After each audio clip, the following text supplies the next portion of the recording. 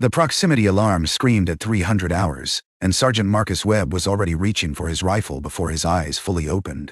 12 years on the Demilitarized Zone between human-controlled Kepler-7 and Veth'kai territory had trained his body to react before his mind caught up. Single contact, Private Chen reported from the sensor station, her voice tight. Small, moving slow, too slow. Marcus pulled up the thermal feed on his wrist display. The signature was barely visible, cold-blooded, maybe 60 pounds at most. Child-sized. Alone. Could be a decoy, Lieutenant Harrison said, already suiting up. They've used biological bait before. Negative on supporting contacts, Chen said. I'm reading nothing else for 3 clicks in any direction. Marcus stared at the single dot crawling toward their position. The Veth'kai were masters of infiltration. Their cloaking technology could hide an entire assault squad. But this contact wasn't even trying to hide. It was walking directly toward the checkpoint, exposed, vulnerable. I'll intercept, Marcus said. Harrison grabbed his arm. That's a potential hostile, Sergeant. That's a single, undersized contact moving at walking pace through a minefield we mapped last month. Marcus pulled free. If they wanted to kill us, they wouldn't announce themselves. The night air hit him like a slap, cold and thin, carrying the metallic scent of Kepler-7's iron-rich soil. Marcus moved through the darkness with practiced efficiency, his rifle up, his breathing controlled. 12 years of watching people die had taught him that hesitation killed. But so did shooting first. He found her at the edge of the cleared zone, standing perfectly still as his flashlight beam swept across her form. She was Veth'kai. That much was obvious from the 4 arms and the iridescent scales that covered her slight frame. But she was young. Impossibly young. Her secondary eyes hadn't even developed their protective membranes yet, which meant she couldn't be more than... what? The equivalent of 8 or 9 years old? Don't move, Marcus commanded in standard Veth'kai. His accent was terrible, but the words were clear enough. She didn't move. She didn't even blink. Her primary eyes, large, dark, filled with something that looked terrifyingly like hope, fixed on his face and stayed there. Where are your guardians? Marcus asked. Dead, she said. The word came out flat, practiced, like she'd been rehearsing it for kilometers. All dead. The collective purged our settlement. I'm the only one who escaped. Marcus felt his stomach drop. The collective. Veth'kai hardliners who believed any contact with humans was contamination. They'd been growing bolder lately, attacking moderate settlements, executing anyone who advocated for peace. Why did you come here? He asked. To a human checkpoint?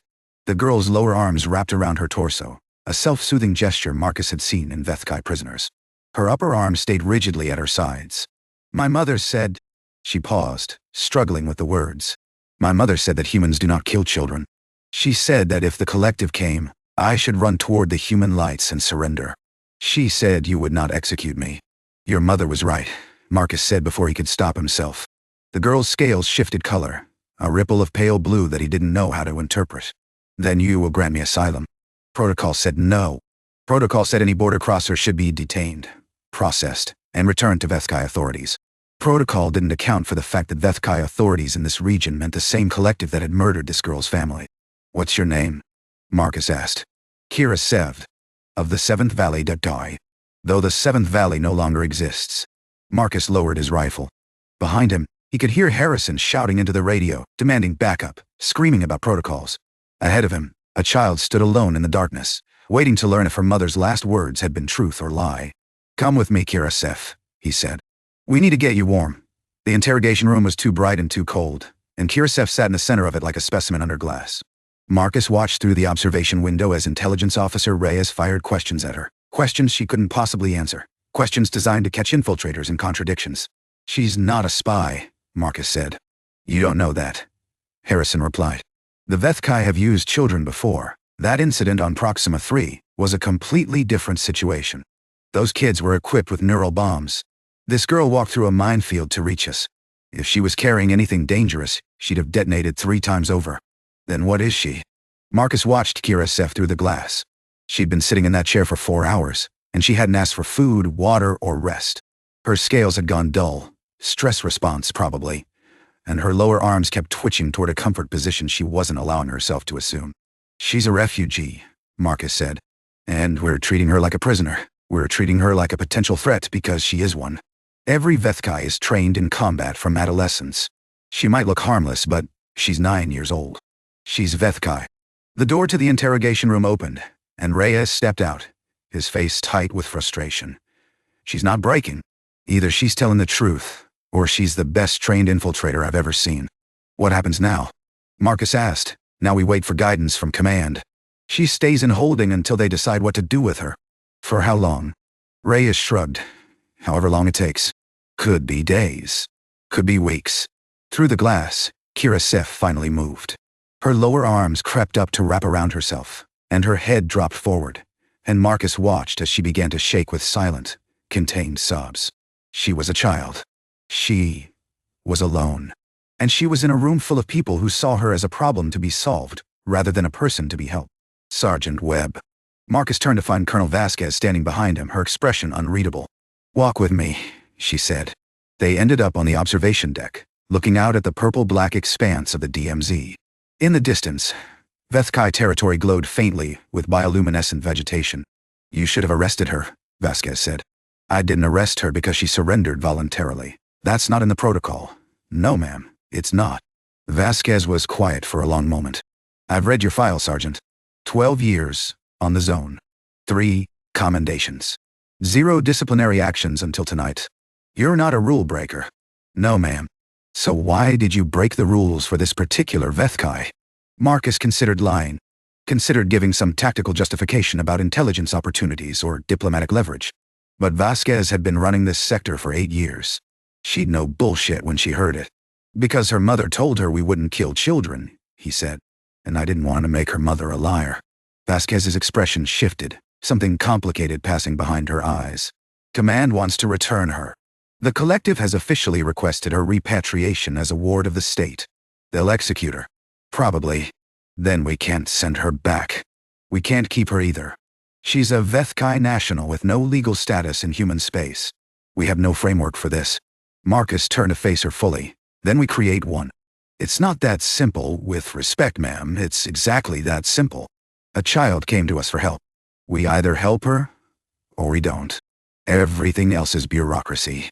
Vasquez studied him for a long moment, her expression unreadable. Then she sighed. "I'm going to do something stupid, Sergeant. And I'm going to need you to help me do it." "Ma'am, I'm going to delay our response to command. Technical difficulties. Communication problems. The usual excuses." She paused. "And while I'm doing that, you're going to figure out what to do with a 9-year-old Veth'kai who has nowhere else to go." Marcus blinked.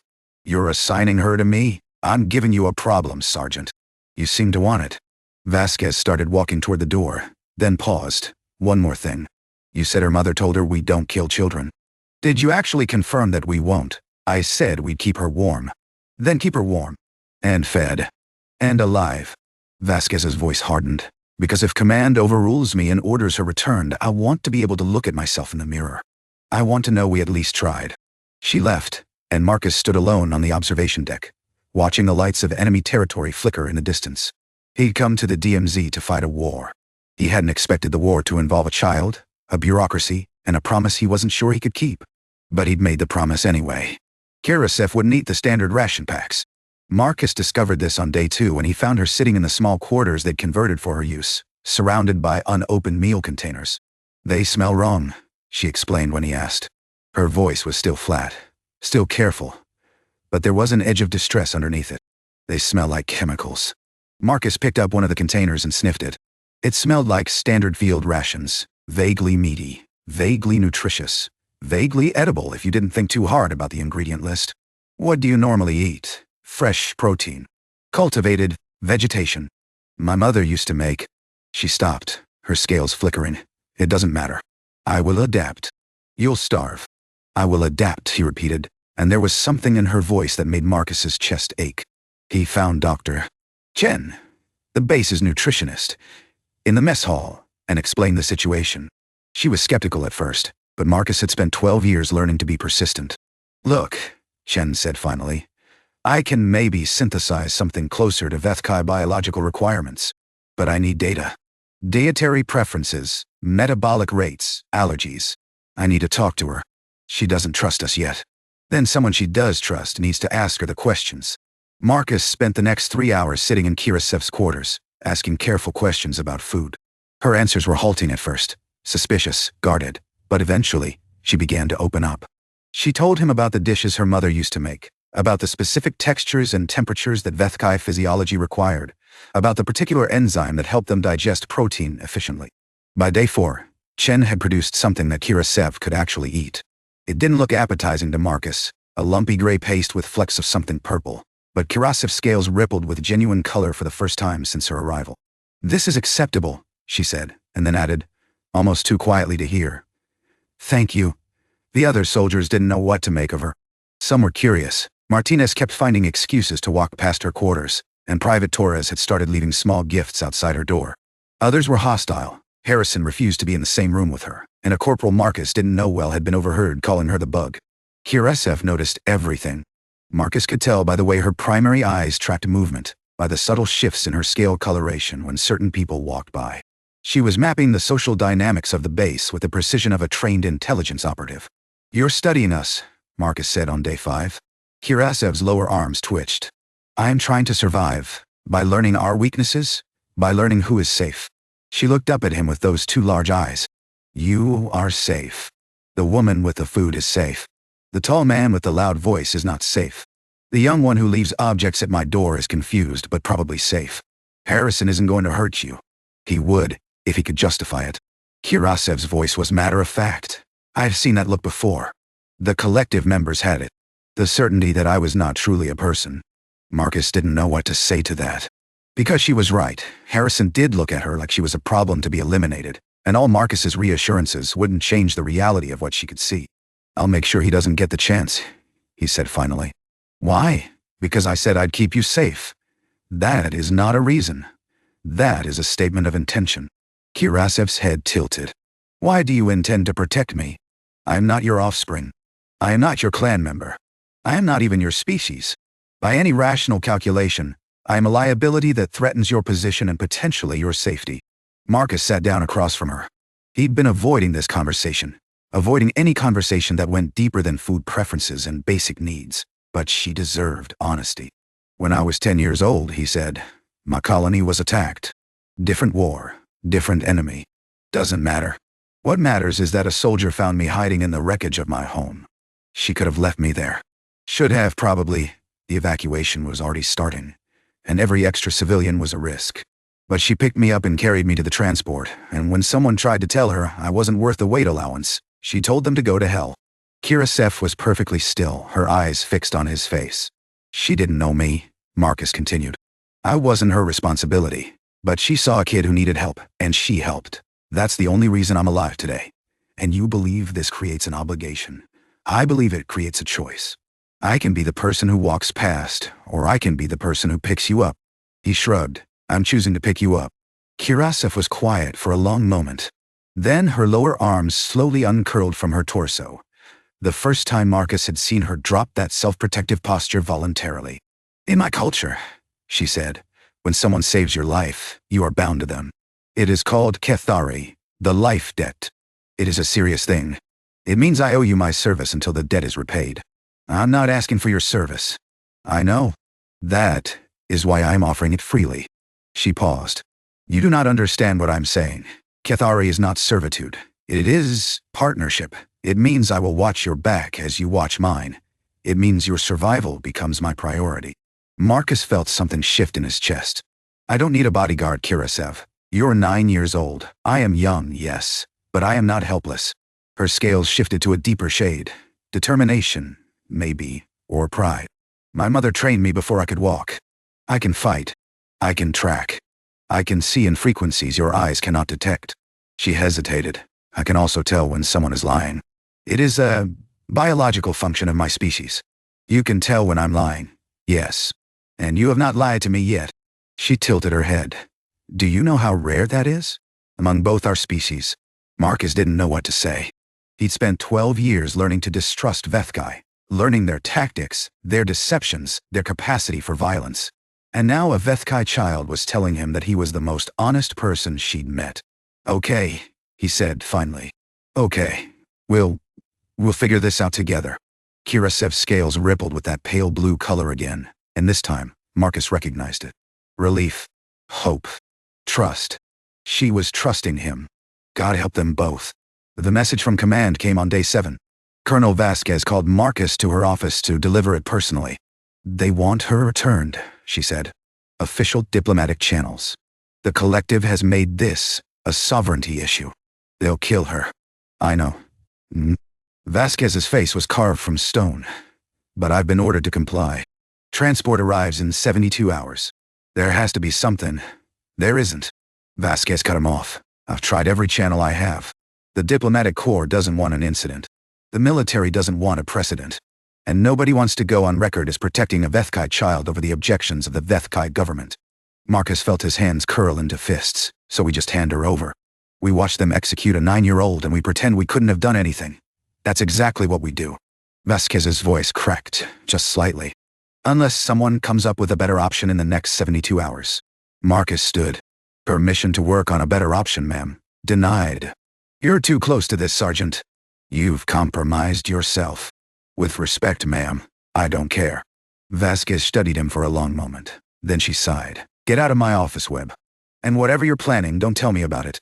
He found Kirasev in her quarters, sitting in the dark. Her scales had gone gray, the color of grief he'd learned or despair. You know, she said. It wasn't a question. I know. 72 hours? 72 hours. Kirasev drew her lower arms around herself. Then it is done. My mother was wrong. Marcus crossed the room and crouched in front of her, bringing himself to her eye level. It's not done. I'm going to find a way. There is no way. Her voice was empty. I have studied your law since I arrived. I have read everything I could access about human asylum procedures, diplomatic protocols, military jurisdiction.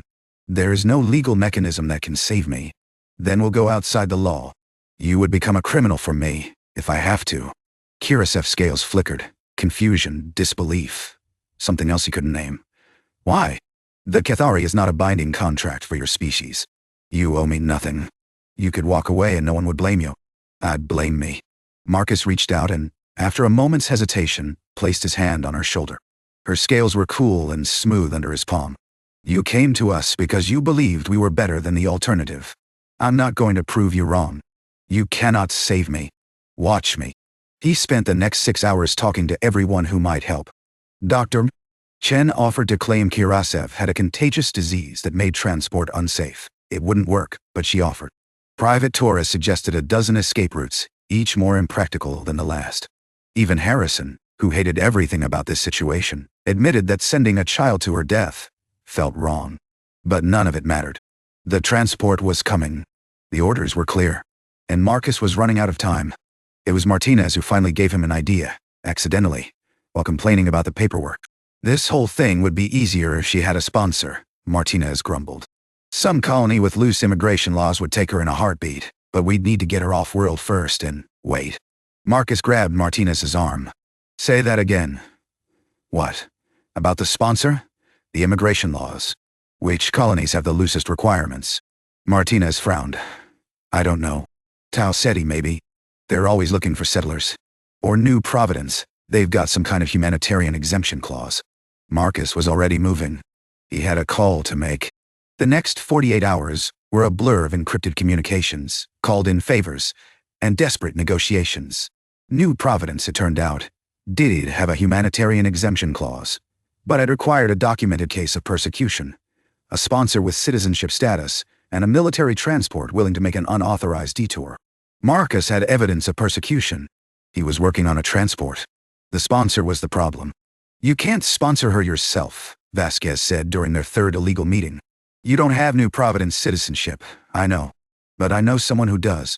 The someone was Sergeant First Class Elenina Rodriguez, the soldier who'd carried Marcus to safety 22 years ago. She'd retired to New Providence 5 years back, and she still answered Marcus's calls. You want me to sponsor an alien refugee, she said, her face skeptical on the video link. A Veth'kai child. In the middle of an ongoing diplomatic incident. Yes. And you expect me to do this because you picked me up when I was 10 years old. Because you didn't leave me in the wreckage. Because someone has to be the person who helps. Rodriguez was quiet for a long moment. In the background, Marcus could hear the sounds of a peaceful life. Birdsong, wind chimes, the hum of civilian infrastructure. Send me her file, Rodriguez said finally. I'll have my lawyer look at it. The lawyer approved the sponsorship application 12 hours before the transport was scheduled to arrive. Now Marcus just needed to get Kira Sev off-world before the collective's diplomatic envoy reached the base. "This is insane," Harrison said. He'd been pacing Vasquez's office for the past 10 minutes, his face flushed with agitation. "You're talking about defying a direct order. You're talking about smuggling an alien national out of custody. I'm talking about saving a child's life," Marcus interrupted. "That's what I'm talking about. She's not a child. She's a Veth'kai. She's 9 years old. She's a member of a species we've been at war with for 15 years. The war ended 3 years ago. The war was paused. There's a difference." Harrison stopped pacing and turned to face Marcus directly. "I'm not going to let you throw away your career for this. It's my career to throw away. And what about the rest of us? You think Command won't investigate? You think they won't ask questions about how a detained border crosser managed to vanish into thin air?" Harrison's voice dropped. "You're not just risking yourself. You're risking everyone who helped you." Marcus looked at the others in the room. Vasquez, whose career was already on the line. Dr. Chen, who'd forged medical documents to delay the transport. Martinez, who'd hacked the base's communication system to create a window of opportunity. They all knew the risks. They'd chosen to help anyway. "Everyone here made their own choice," Marcus said. "And I'm making mine." Harrison stared at him for a long moment. Then he turned and walked out, his shoulders rigid with anger. "He's going to report us," Chen said. "He won't," Vasquez replied. "Not until it's too late to stop us. Harrison is a lot of things, but he's not a coward. He won't let someone else take the fall for something he could have prevented. That's a generous interpretation. That's 15 years of knowing him." Vasquez checked her watch. "We have 4 hours. The supply transport makes its next run at 1600. If Sergeant Webb and the girl are on it, they'll have a 2-hour head start before anyone realizes they're gone. What happens after that? After that, they're on their own." Vasquez looked at Marcus. "You understand what you're giving up? Your rank, your pension, your place in the service?" "I understand." Vasquez nodded slowly. "Then get moving. And Sergeant, ma'am, don't come back. Not until this whole thing blows over. Maybe not even then." Kira Sev was waiting when Marcus reached her quarters. Her scales were still gray, but there was something watchful in her eyes. Something that hadn't been there before. "You found a way," she said. "I found a chance. That's not the same thing. No, it's not." She stood, her forearms hanging loose at her sides. "What do I need to do?" Marcus explained the plan quickly. The supply transport, the route to New Providence, the sponsorship that waited for her there. Kirasev listened without interrupting, her primary eyes fixed on his face. "And you?" she asked when he finished. "What happens to you? I'm coming with you, at least as far as New Providence. You're abandoning your position. I'm completing a mission. That is not the same thing. No, it's not." Marcus crouched down to meet her eyes. "But I told you I'd keep you safe. I'm keeping that promise." Kirasev's scales shifted, that pale blue ripple of trust and hope. "The Kethari," she said softly. "You are honoring it, even though you do not believe in it. I believe in keeping promises. That's close enough." She reached out with one of her upper hands and placed it on his cheek. Her touch was cool, her scales smooth against his skin. "In my culture," she said, "this gesture means I see you as you are. It is only given to those who have earned absolute trust." Marcus didn't know what to say. He spent 12 years learning to fight Veth'kai, and now one of them was touching his face with the gentleness of a blessing. "We need to go," he said finally. "The transport leaves in 2 hours. They almost made it." They were 50 meters from the supply transport when the alarm sounded, a piercing wail that echoed across the base. Marcus grabbed Kirasev's hand and started running. "What's happening?" she asked, her shorter legs struggling to keep up. "Someone talked. Doesn't matter who. Just run." The transport bay was chaos. Soldiers rushing to defensive positions, officers shouting orders, automated systems locking down access points. Marcus ducked through a side corridor, pulling Kirasev after him, his heart pounding in his chest. The supply transport was still there. Still powered up. Still waiting. "Marcus!" The voice came from behind them. Harrison, his rifle raised, his face twisted with something that might have been regret. "Stop." Marcus put himself between Harrison and Kirasev to T. "Let us go." "I can't do that." "You can. You can pretend you didn't see us. You can let us walk onto that transport and disappear. And then what? I spend the rest of my career wondering if I helped a Veth'kai spy escape?" Harrison's voice cracked. "I can't live with that, Marcus. I'm sorry, but I can't. She's not a spy. She's a child. I know. Harrison's hands were shaking on his rifle. I know she is. And it doesn't matter. Because if I let you go, I'm saying that feelings matter more than rules. And if I believe that, then everything I've done in this war was wrong. Behind Marcus, Kira Sef spoke. Her voice was soft, but it carried clearly in the sudden silence. You are afraid, she said to Harrison. Not of me. Of yourself. You are afraid that if you see me as a person, you will have to see all of them as people. And then you will have to remember what you did during the war. Harrison flinched like he'd been struck. I cannot make you believe I am not a threat, Kira Sef continued. But I can tell you this. I am young, and I have already learned that your species is capable of great cruelty and great kindness, often from the same individuals. Marcus Webb chose kindness. You can choose it too. For a long moment no one moved. The alarm continued to wail. The transport's engines hummed with readiness. Then Harrison lowered his rifle. Go, he said. His voice was raw. Go before I change my mind. Marcus grabbed Kira Sef and ran. New Providence was everything Kepler-7 wasn't, green and warm and peaceful, with civilian shuttles instead of military transports and children playing in streets that had never seen combat. Kira Sef stared out the window of the immigration office, her scales shifting through colors Marcus had never seen before. Wonder, maybe. Or confusion at a world that didn't require constant vigilance. She'll need time to adjust, Elena Rodriguez said from behind him. She was older than Marcus remembered, gray at her temples, lines around her eyes, but her voice was the same. PTSD doesn't care how old you are. I know. And you? What are you going to do now that you've thrown away a perfectly good career? Marcus watched Kira Sef press her hand against the window, her scales catching the sunlight. I don't know yet. You could stay. New Providence always needs people with military training. Security consultants, emergency response, that kind of thing. Rodriguez paused. She's going to need you, you know. She trusts you. Maybe the only human she trusts. She needs stability. A home. People who can take care of her properly. And you don't think you can do that? Marcus didn't answer. He didn't have an answer. The hearing took 3 weeks. Kira Sef's asylum application was complicated by the diplomatic situation, by the ongoing tension with the collective, by the simple fact that no human colony had ever granted formal refugee status to a Veth'kai citizen. But New Providence's courts were fair. They heard testimony from Marcus, from Rodriguez, from Dr. Chen via video link, from Kira Sef herself. They reviewed the evidence of the collective's purges, the documentation of her family's death, the analysis that proved she was exactly what she claimed to be, a child who had lost everything and crossed a border looking for help. On the 22nd day, the judge issued her ruling. The applicant, she read, has demonstrated credible fear of persecution based on political opinion and family association. Her return to Veth'kai space would constitute a violation of her fundamental right to life. Asylum is hereby granted. Kira Sef sat perfectly still in her chair. Her scales had gone a color Marcus didn't recognize, something between gold and silver, bright and shimmering. That's it, she whispered. That's it, Rodriguez confirmed. You're safe. Legally, officially, permanently safe. For a moment, Kira Sef didn't move. Then her lower arms came up around herself, that self-soothing gesture she'd carried since the checkpoint. And she began to shake.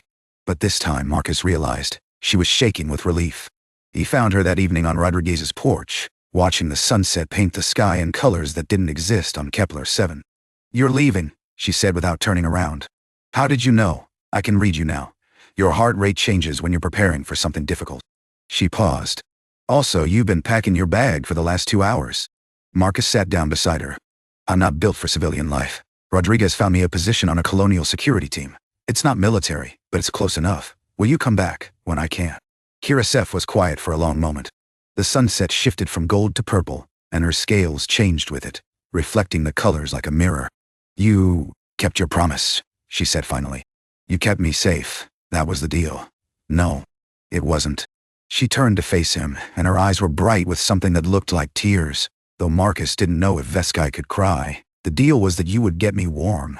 Everything else, you chose to do.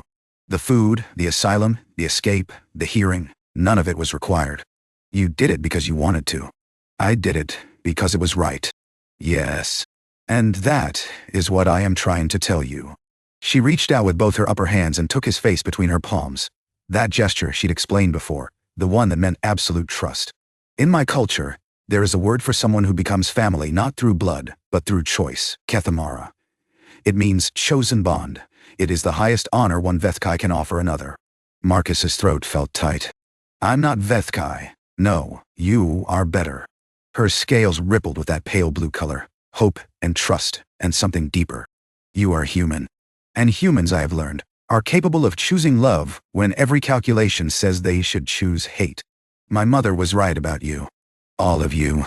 Even the ones who are not ready to see it yet. She released his face and sat back, her hands folding in her lap. I am not asking you to stay, she said. I am asking you to remember that you have somewhere to come back to. Someone who will wait for you. Someone who sees you as you are. Marcus didn't trust himself to speak. He reached out and placed his hand on her shoulder, the same gesture he'd made in her quarters weeks ago when he'd first promised to keep her safe. I'll come back, he said. Not because of Kethari or Kethmara or any other word I can't pronounce. Because I want to. Kirasev's scales went gold again, that shimmering, joyful color he'd seen at the hearing. That, she said, is the human answer. It is the only one I need. 6 months later, Marcus returned to New Providence for a 2-week leave. Kirasev was waiting at the spaceport, her scales bright with welcome. She'd grown since he'd last seen her, taller, more confident, her movements less guarded. Rodriguez stood beside her, smiling at something Kirasev had said. You came back, Kirasev said when he reached them. I said I would. I know. I just wanted to hear you say it again. She took his hand, all 4 of her arms opening in a gesture of welcome, and led him toward the terminal exit. Behind them, the sun was rising over New Providence. Ahead of them, a girl who had crossed a border alone walked with a man who had chosen not to arrest her. It wasn't the ending either of them had expected. It was better.